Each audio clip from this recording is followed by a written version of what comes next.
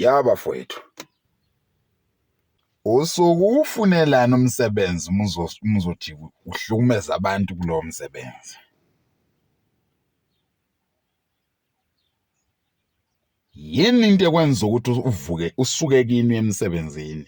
Maqeda ufike uhlukumeza omunye umuntu emsebenzini. Yini inkinga yakho msume nje? Uyofanini siphumule. Usuke kini uthi uzosebenza. Usufuna ukusiphatha. Useke.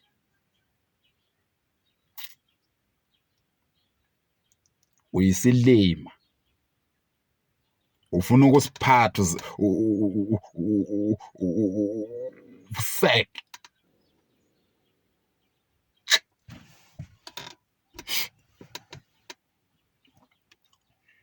Useke.